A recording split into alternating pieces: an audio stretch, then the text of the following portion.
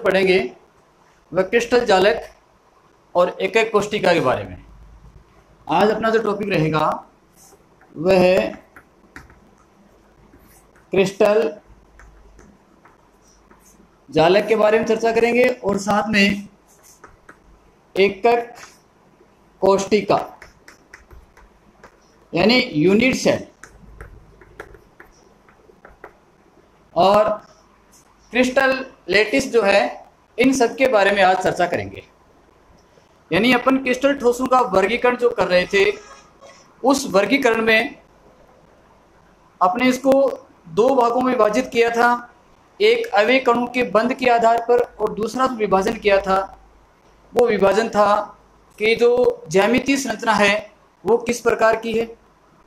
ज्यामितीय संरचना में मैंने आपको 3 प्रकार इसके बताए थे। पहला कौन सा था? क्रिस्टल सिस्टम था, दूसरा वेब्रे था और क्रिस्टल कक्षाएं थी। तो उसमें से आज जो अपना पहला टॉपिक है क्रिस्टल जालक, इसके बारे में चर्चा करेंगे।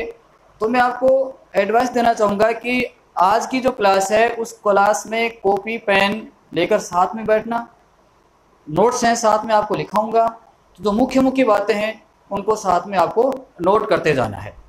ठीक है।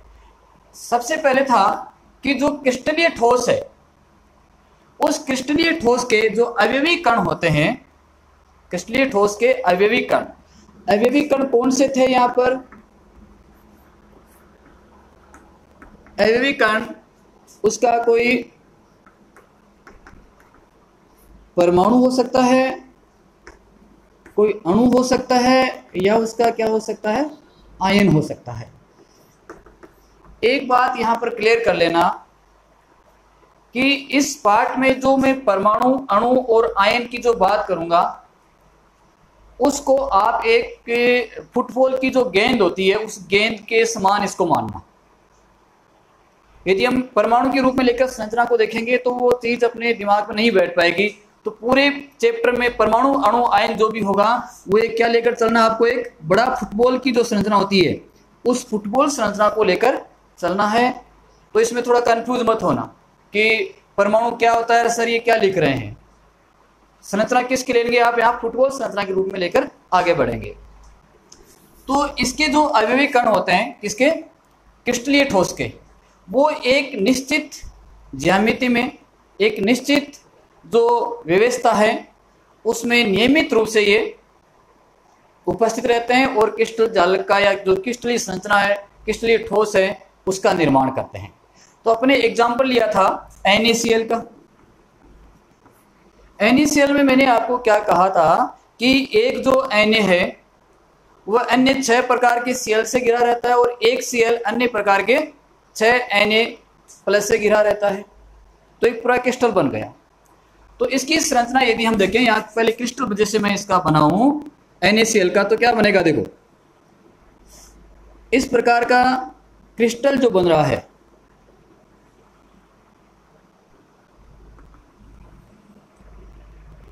यानी क्रिस्टल के द्वारा संरचना है, उसके द्वारा इस चीज को समझेंगे।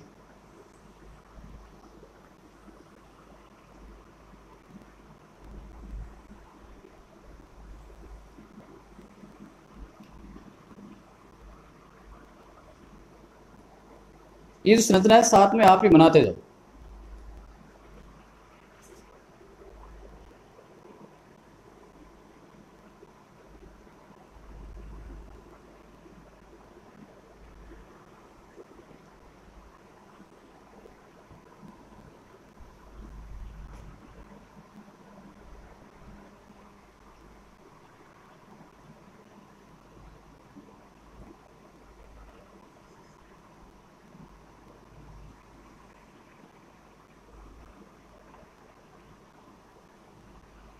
इस प्रकार से ये एक संरचना बन गई आपकी।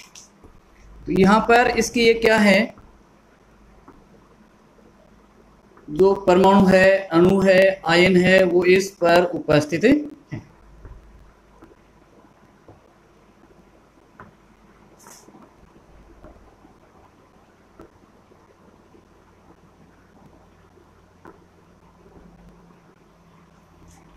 ये एक कोई यहाँ संरचना बनी है।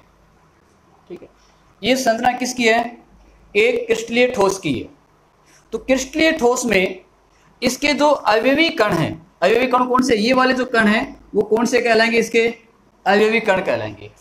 इन अवयवी कणों की एक निश्चित ज्यामिति होती है और निश्चित इनका क्या होता है? एक विन्यास होता है या निश्चित इनकी व्यवस्था होती है जिसमें ये उपस्थित रहते हैं।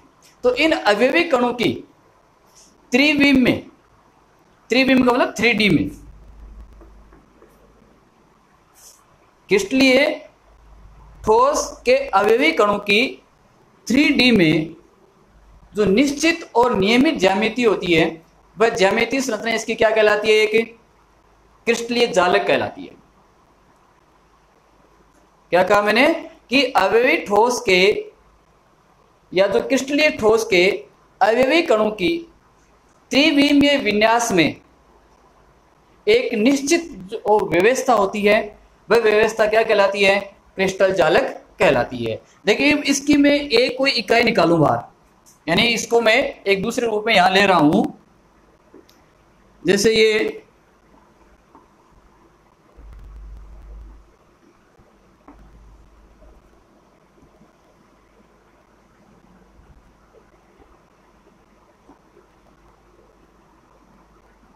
ये भी मान लिया मेरे पास क्या है कि क्रिस्टल है, ठीक है। इस क्रिस्टल में ये इसके क्या है? अवयवी कण है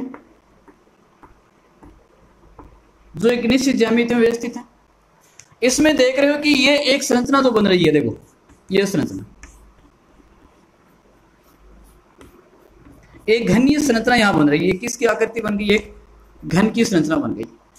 इसी प्रकार से ये एक घन की संरचना, ये घन की संरचना है। तो इस प्रकार की जो इकाइयां इसमें परस्पर जुड़ी हुई हैं और जुड़ने से पूरी किसका निर्माण हो गया? एक जालक संरचना, यानी जाल रूपी संरचना का निर्माण हो गया। तो यूं कह सकते हैं कि क्रिस्टलीय जालक में अवयवी कणों की विभिन्न इकाइयां जो होती हैं वो विभिन्न इकाइयां एक निश्चित क्रम में जुड़ती हैं और क्रम में जुड़ने पर क्या बनता है? आपका एक क्रिस्टल जालक बनता है। चलो इसकी साथ में परिभाषा लिखो। पहले परिभाषा से ये चीज और आपकी क्लियर हो जाएगी। देखो क्रिस्टल जालक, क्रिस्टल जालक क्रिस्टलीय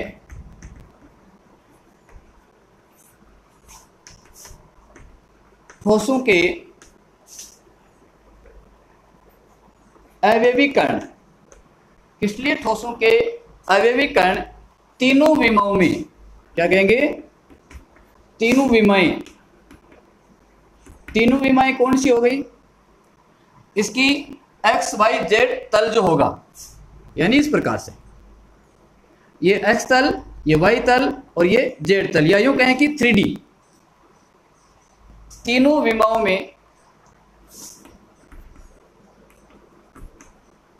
नियमित व व्यवस्थित ज्यामिति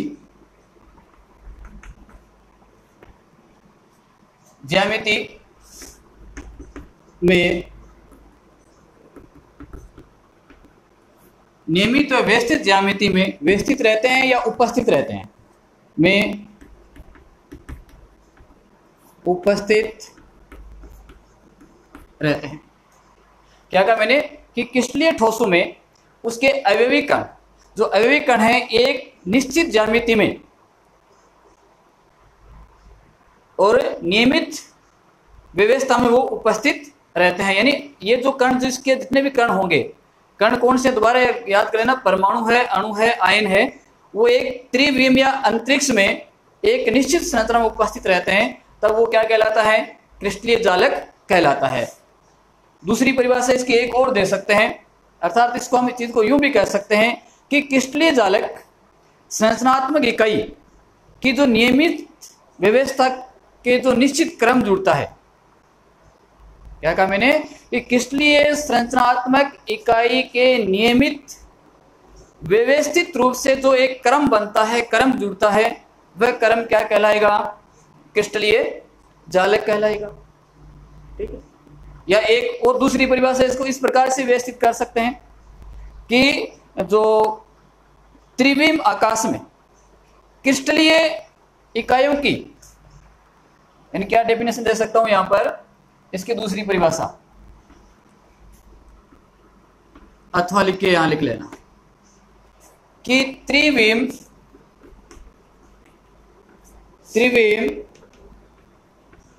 आकाश में अवयवी कणों की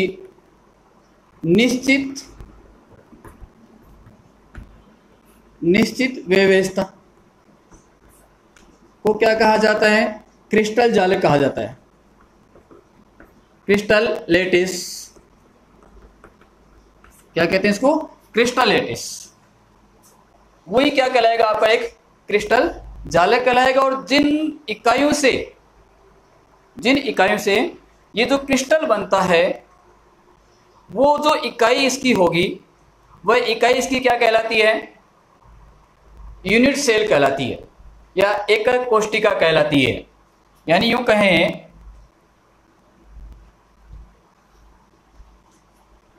ये ले लो या ये ले लिया, ये मैंने पूरा एक क्रिस्टल जालक लिया है। इस क्रिस्टल जालक की ये जो इकाई है, इस इकाई को मैं बाहर यहां निकाल लूं तो मेरे पास क्या संरचना बनेगी? इस प्रकार की एक घनीय संरचना इसमें बनती है।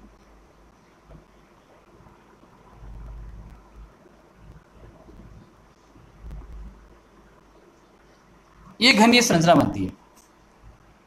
ये जो घनीय संरचना इसकी बनती है, वही क्या कहलाती है?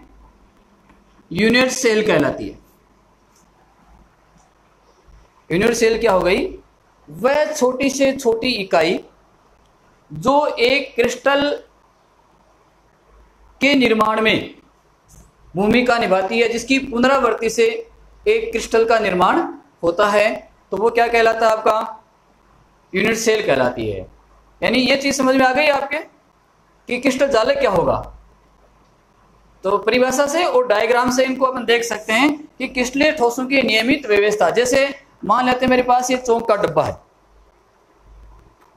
एक चौक का डब्बा है, ठीक है। इस चौक के डब्बे का जब इसको मैं दूसरा एक चौक का डब्बा इसके साथ और मिला दूं,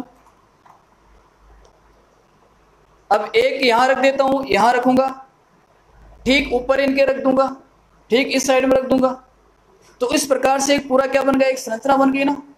पूरी जो संरचना है, नहीं, दो डब्बे मैंने यहां रख दिए, दो यहां रख दिए, दो ऊपर रख दिए, दो नीचे रख दिए, तो पूरा एक क्या बन जाएगा? पूरी एक संरचना बन जाएगी। इस पूरी संरचना को जो निर्माण बनेगा, अब यूं समझो कि इसके दो डिब्बे पीछे हैं, दो डिब्बे आगे हैं, दो ऊपर हैं, दो नीचे हैं, तो पूरा क्रिस्टल बन गया। पूरा जो क्रिस्टल बना, इसकी जो इकाइयां कौन सी हैं? एक एक इकाई है। ये एक इकाई हो गई, इसी प्रकार से दूसरी इकाई हो गई, पीछे वाली निकालोगे तीसरी हो गई, चौथी हो गई, आगे वाली पांचवी, छठी, सातवीं, आठवीं, इस प्रकार से। यानी यूं समझिए जैसे एक दीवार का निर्माण हो रहा है।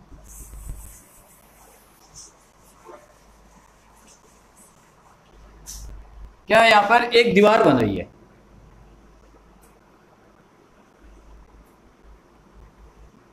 तो दीवार तो अपनी एक क्या हो जाएगी?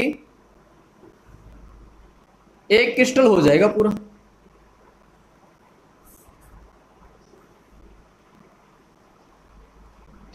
इसमें ये ईंटें लगी हुई है,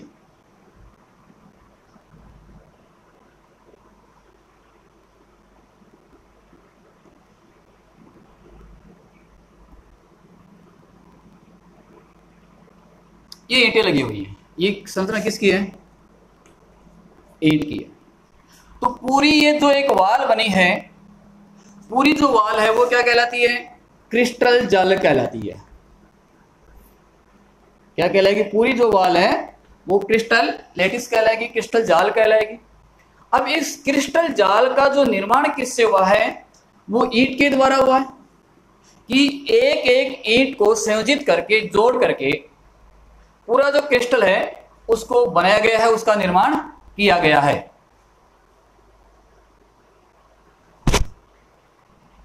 तो यहां पर ईंट तो क्या हो गई, एक यूनिट सेल हो गई, मतलब इकाई कोशिका हो गई या इकाई कोशिका हो गई। और जो दीवार है वो आपके पास क्या है, क्रिस्टल है। अब एक ईंट को मैं बाहर निकालूं, किसी एक ईंट को, तो ईंट भी किस आकार की होती है, एक घनाभ के आकार की होती है। यानी यदि मैं इस प्रकार से इसको लूं, ये संरचना,